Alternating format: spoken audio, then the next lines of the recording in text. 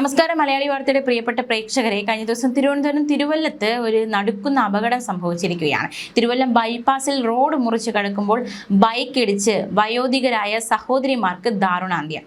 തിരുവല്ലം ഇടയാർ പുതുവയൽ വീട്ടിൽ ശാന്ത 72 വയസ്സ്, വിജയം 63 വയസ്സ് എന്നിവരാണ് മരിച്ചത്. ഇന്നലെ രാവിലെയാണ് അപകടം. ഏഴോടെ തിരുവല്ലം പാലത്തിന് സമീപം കരിമ്പുവിള ജംഗ്ഷനിലാണ് അപകടമുണ്ടായത്. തിരുവല്ലത്തുള്ള സർവീസ് റോഡിൽ നിന്നും കയറി ഇരുവരും കൈകൾ പരസ്പരം പിടിച്ച് ബൈപ്പാസ് റോഡ് മുറിച്ച് കടക്കുകയായിരുന്നു. ഈ സമയത്ത് കോവളം ഭാഗത്തു നിന്നും അമിത വേഗത്തിലെത്തിയ ബൈക്ക് ഇവരെ ഇടിച്ചു തെറിപ്പിക്കുകയായിരുന്നു. തലയ്ക്ക് സാരമായി പരിക്കേറ്റ ഇരുവരെയും നാട്ടുകാരുടെ നേതൃത്വത്തിൽ ആശുപത്രിയിൽ എത്തിച്ചു. പക്ഷേ ജീവൻ രക്ഷിക്കാൻ സാധിച്ചില്ല. ഇവർ രാവിലെ നാഗർകോവിലുള്ള ഒരു ക്ഷേത്രത്തിൽ ദർശനം നടത്തുന്നതിനായി പോവുകയായിരുന്നു എന്നാണ് സമീപവാസികൾ പറഞ്ഞത്. ബാബുവാണ് മരണപ്പെട്ട ശാന്തയുടെ ഭർത്താവ്. മക്കൾ ഇന്ദുലേഖ, അനിൽകുമാർ, ചിത്ര. ശശിയാണ് വിജയമയുടെ ഭർത്താവ്. സാബു ഏക മകൻ. മൃതദേഹങ്ങൾ പൂന്തുറ പോലീസിന്റെ നടപടികൾക്ക് ശേഷം തിരുവനന്തപുരം മെഡിക്കൽ കോളേജ് ആശുപത്രിയിൽ പോസ്റ്റ്മോർട്ടം ചെയ്ത ശേഷം ഇന്നലെ ഉച്ചയോടെ ബന്ധുക്കൾക്ക് വിട്ടുകൊടുത്തു. അപകടം വരുത്തിയ ബൈക്കും ഓടിച്ച ആളെയും പൂന്തുറ പോലീസ് കസ്റ്റഡിയിലെടുക്കുകയും കേസ് എടുക്കുകയും ചെയ്തു. ഈ ഒരു ഭാഗത്ത് ഇത്തരത്തിൽ അപകടം ഉണ്ടാകുന്നത് ആദ്യമല്ല. സ്ഥിരം ഒരു അപകട സ്പോട്ടായി ഈ ഒരു ഭാഗം മാറുകയാണ്. തീർത്തും നമ്മൾ വളരെയധികം ശ്രദ്ധിച്ച് ക്രോസ് ചെയ്യാൻ നിന്നാൽ പോലും ഈ വാഹനങ്ങളിൽ എത്തുന്നവർ വളരെ അമിത വേഗത്തിലെത്തി കാൽനട യാത്രക്കാരെ അപകടത്തിൽപ്പെടുത്തുന്ന ഒരുപാട് സംഭവങ്ങൾ ആവർത്തിക്കുകയാണ്. എത്ര ജാഗ്രത നമ്മൾ പുലർത്തിയാലും, എത്രത്തോളം സൂക്ഷിച്ച് നമ്മൾ ക്രോസ് ചെയ്യാൻ നിന്നാലും വാഹനങ്ങളൊന്നും ഒരു നിയന്ത്രണവും ഇല്ലാതെയാണ് അപകടങ്ങളിലേക്ക് നയിപ്പിച്ചുകൊണ്ടിരിക്കുന്നത്. അപ്പോൾ കൂടുതൽ ജാഗ്രത പുലർത്തുക എന്നതിൽ കൂടുതൽ ഒന്നും പറയാൻ സാധിക്കാത്ത സാഹചര്യമാണ്. റോഡ് നിയമങ്ങൾ പാലിക്കുക. നമുക്ക് മറ്റൊരു വാർത്തയിലേക്ക് കൂടി പോകാം. ഓഫീസിൽ ഒറ്റപ്പെടുന്നു എന്ന പരാതി, അതിന് പിന്നാലെ ആത്മഹത്യ ചെയ്തിരിക്കുകയാണ്. കാസർഗോഡാണ് സംഭവം. വിശദമായി നോക്കാം ആ വാർത്ത കൂടി. ഓഫീസിൽ ഒറ്റപ്പെടുന്നു എന്ന കാരണത്താൽ ഒരു യുവതി ആത്മഹത്യ ചെയ്തിരിക്കുകയാണ്. അക്ഷരാർത്ഥത്തിൽ വിഷമം വരുന്ന അല്ലെങ്കിൽ സങ്കടകരമായ ഒരു വാർത്തയാണ്. എലിവിഷം അകത്ത് ചെന്ന് കോഴിക്കോട്ടെ സ്വകാര്യ ആശുപത്രിയിൽ ചികിത്സയിലായിരുന്ന കാസർഗോഡ് കളക്ടറേറ്റിലെ എൻഡോസൾഫാൻ സെല്ലിലെ സീനിയർ ക്ലർക്ക് ആശാലത മരിച്ചു. 42 വയസ്സുകാരിയാണ് ആത്മഹത്യ ചെയ്തത്. ഓഫീസിൽ ഒറ്റപ്പെടുന്നു എന്ന മനോവിഷമമാണ് ആശാലതയെ കൊണ്ട് ഈ കടുംകൈ ചെയ്യിച്ചത്. വിഷം കഴിച്ചതിന് പിന്നാലെയാണ് യുവതിയുടെ ബന്ധുവാണ് ഇത്തരത്തിലൊരു മൊഴി പോലീസിന് നൽകിയിരിക്കുന്നത്. NGO യൂണിയൻ ജില്ലാ കൗൺസിൽ അംഗവും കളക്ടറേറ്റിലെ അക്ഷര ലൈബ്രറി ഭാരവാഹിയുമാണ് ആശാലത. എസ്റ്റാബ്ലിഷ്മെന്റ് സെക്ഷനിലായിരുന്ന ആശാലതയെ 2 മാസം മുൻപാണ് എൻഡോസൾഫാൻ സെല്ലിലേക്ക് മാറ്റിയത്. എന്തായാലും താൻ ഓഫീസിൽ ഒറ്റപ്പെടുന്നു എന്ന കാരണം ചൊല്ലി എലിവിഷം കഴിച്ച് ആശാലത ആത്മഹത്യ ചെയ്തിരിക്കുന്നുവെന്ന് ബന്ധു പറയുന്നു. എന്തായാലും അന്വേഷണം പുരോഗമിക്കുകയാണ്. പോലീസ് എന്താണ് പറയുന്നത് വരും മണിക്കൂറുകൾ മാത്രമേ മനസ്സിലാക്കാൻ സാധിക്കുകയുള്ളൂ. എന്തായാലും നിലവിൽ കിട്ടുന്ന വിവരം ഇതാണ്. ഈ വിവരത്തിന്റെ അടിസ്ഥാനത്തിൽ നമ്മൾ കുറച്ച് കാര്യങ്ങൾ കൂടി നോക്കാൻ പോവുകയാണ്. ഓഫീസ് അത് വളരെയധികം പോസിറ്റീവായിരിക്കേണ്ട ഒരു സ്ഥലം തന്നെയാണ്. എല്ലാം കൊണ്ടും പോസിറ്റീവായി തന്നെ ഇരിക്കേണ്ട ഒരു സ്ഥലമാണ് ഓഫീസ്. ഏതെങ്കിലുമൊക്കെ ഓഫീസുകളിൽ ജോലി ചെയ്യുന്നവരാണ് ഭൂരിപക്ഷം. സ്ഥാപനമോ ജോലിയോ എന്തുമായിക്കൊള്ളട്ടെ, ഏത് ജോലി സ്ഥാപനത്തിലും പാലിക്കേണ്ടതായ ചില അടിസ്ഥാന കാര്യങ്ങളുണ്ട്. ഓഫീസിൽ പാലിക്കേണ്ട ചില കാര്യങ്ങളെ കുറിച്ചാണ് പറയാൻ പോകുന്നത്. കൃത്യസമയത്ത് എത്തിച്ചേരുക. ഓഫീസിൽ എല്ലാ ദിവസവും വൈകി എത്തിച്ചേരുന്ന ഒരാളാണോ നിങ്ങളെങ്കിൽ അത് ഒട്ടും ശരിയല്ല. യാദൃച്ഛികമായോ നിങ്ങളുടേതല്ലാത്ത കുറ്റം കൊണ്ടോ വല്ലപ്പോഴും ഒരിക്കൽ വൈകുന്നത് കുഴപ്പമില്ല. പക്ഷേ സ്ഥിരം വൈകുന്നത് അത് മോശം തന്നെയാണ്. സ്ഥിരമായി വൈകി വരുന്നത് നിങ്ങളെക്കുറിച്ചൊരു മോശം ഇംപ്രഷൻ ഉണ്ടാക്കാൻ സാധ്യതയുണ്ട്. പരാതി പറയുന്നുണ്ട് സഹപ്രവർത്തകരെ കുറിച്ച്, ഇരിക്കുന്ന കസേരയെക്കുറിച്ച്, കിട്ടുന്ന സാലറിയെക്കുറിച്ച്, മേധാവികളെക്കുറിച്ച് ഒക്കെ എപ്പോഴും കുറ്റം പറയുന്ന ശീലമുള്ളവരുണ്ട്. അത് ഒഴിവാക്കുക. എല്ലാവരെയും എപ്പോഴും കുറ്റം പറയുന്നവരെ വിശ്വസിക്കാൻ മറ്റുള്ളവർ തയ്യാറാകില്ല. വളരെ കാരണമുള്ള കഴമ്പുള്ള എന്തെങ്കിലുമൊക്കെ ഒരു കുറ്റമാണെങ്കിലും ഒക്കെ ഇത് എപ്പോഴും എന്തിനേയും കുറ്റം പറഞ്ഞുകൊണ്ടിരിക്കാതിരിക്കാൻ ശ്രദ്ധിക്കുക. വിമർശിക്കരുത്. മറ്റുള്ളവരെ വിമർശിച്ച് അവരുടെ ആത്മവിശ്വാസം കളയുന്ന രീതി ഒഴിവാക്കണം. മറ്റൊരാളെ അപമാനിക്കാനോ അയാളുടെ നാശം ആഗ്രഹിച്ചോ അസൂയ കൊണ്ടോ ഒക്കെയുള്ള വിമർശനങ്ങൾ ഒഴിവാക്കുക.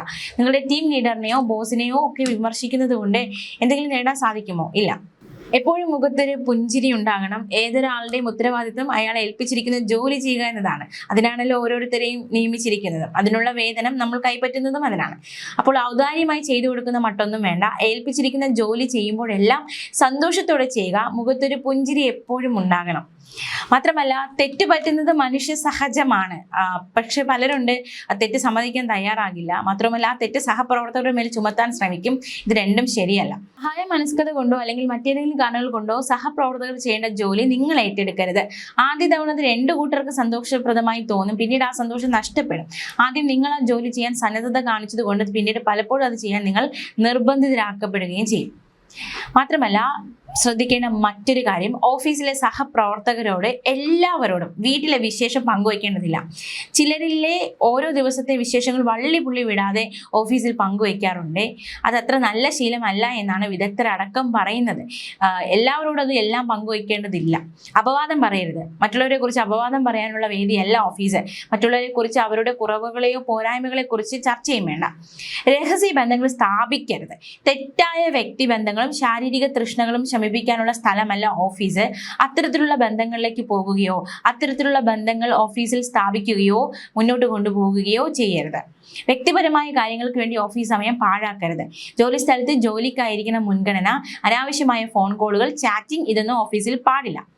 പിന്നെ ശാന്തമായ തൊഴിൽ പരിസരമാണ് എല്ലാവരും ആഗ്രഹിക്കുന്നത്. അതുകൊണ്ട് തന്നെ ഉച്ചത്തിലുള്ള സംസാരം പരമാവധി ഒഴിവാക്കുക.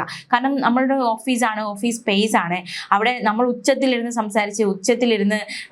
സംസാരിക്കുകയൊക്കെ ചെയ്യുമ്പോൾ എല്ലാവർക്കും അത് ഇഷ്ടപ്പെടണമെന്ന് ഉണ്ടാകില്ല. എല്ലാവർക്കും അത് സ്വീകാര്യമായിക്കൊള്ളണമെന്നില്ല.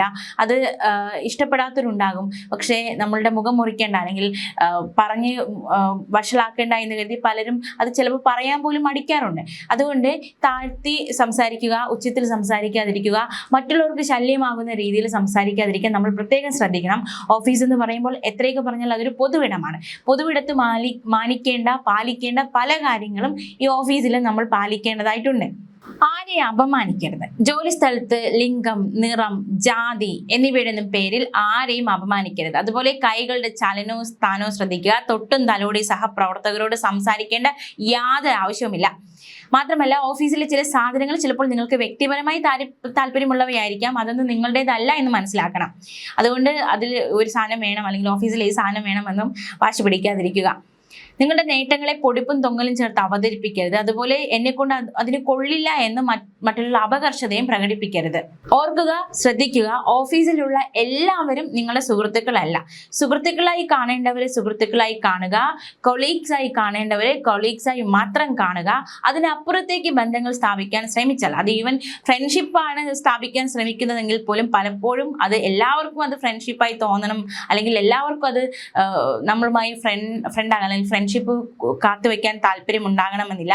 അതുകൊണ്ട് തന്നെ അത്തരത്തിലുള്ള താല്പര്യമില്ല അല്ലെങ്കിൽ ഒരു ഫ്രണ്ട്ഷിപ്പ് വയ്ക്കാൻ താല്പര്യമില്ല എന്നുണ്ടെങ്കിൽ അങ്ങനെയുള്ളവരെ ഒഴിവാക്കി ഒരു കൊളീഗ് ബന്ധം മാത്രം സ്ഥാപിക്കുന്നതായിരിക്കും നമ്മുടെ മനസമാധാനത്തിന് നല്ലത്. എപ്പോഴും ഓർക്കേണ്ട ഒരു കാര്യം, ഓഫീസ് എന്നാൽ ഓഫീസാണ്. അതൊരു കോളേജ് അല്ല, സ്കൂളല്ല. നമ്മൾ ഫ്രണ്ട്ഷിപ്പ് ഒക്കെ ആഗ്രഹിക്കും, നല്ല സുഹൃത്ത് ബന്ധങ്ങൾ ആഗ്രഹിക്കും. സുഹൃത്തുക്കൾ നമ്മൾ കൊടുക്കുന്ന സ്നേഹവും അല്ലെങ്കിൽ നമ്മൾ കാണിക്കുന്ന സൗഹൃദവും തിരിച്ചു കിട്ടാനൊക്കെ നമ്മൾ ആഗ്രഹിക്കും. പക്ഷെ പലപ്പോഴും പലരുടെ ഭാഗത്തുനിന്നും നമ്മൾ കൊടുക്കുന്ന അതേ രീതിയിൽ കിട്ടിയെന്ന് വരില്ല, തിരിച്ച് കിട്ടണമെന്നില്ല. അതുകൊണ്ട് വിഷമിക്കുകയോ അല്ലെങ്കിൽ പരാതി പറയുകയോ കുറ്റം പറയുകയോ ഒന്നും ചെയ്യരുത്. മറിച്ച് അത് മനസ്സിലാക്കി നമ്മൾ തന്നെ പിന്മാറുന്നതായിരിക്കും നല്ലത്. നമ്മളെ സ്വീകരിക്കുന്നവരും നമ്മളോട് ഫ്രണ്ട്ഷിപ്പ് കാണിക്കുന്നവരും ഒക്കെ ഉണ്ടാകും. അവരുമായിട്ട് ആ ഫ്രണ്ട്ഷിപ്പ് ബന്ധം തുടർന്നു പോവുക. മറ്റുള്ളവരുമായിട്ട് കൊളീഗ് ബന്ധം മാത്രം വയ്ക്കുക. അതായിരിക്കും നല്ലത്. അപ്പോൾ സാഹചര്യങ്ങളൊക്കെ മനസ്സിലാക്കി പെരുമാറാൻ നമുക്ക് എല്ലാവർക്കും അറിയാമല്ലോ. അപ്പോൾ അതനുസരിച്ച് തന്നെ പെരുമാറുക. ഓഫീസ് എന്ന് പറയുമ്പോൾ എല്ലാവരും നമ്മുടെ സുഹൃത്തുക്കളാകണമെന്നില്ല, എല്ലാവരും നമ്മളുടെ കൂടുതൽ അടുത്ത് ഇരിക്കണമെന്നില്ല.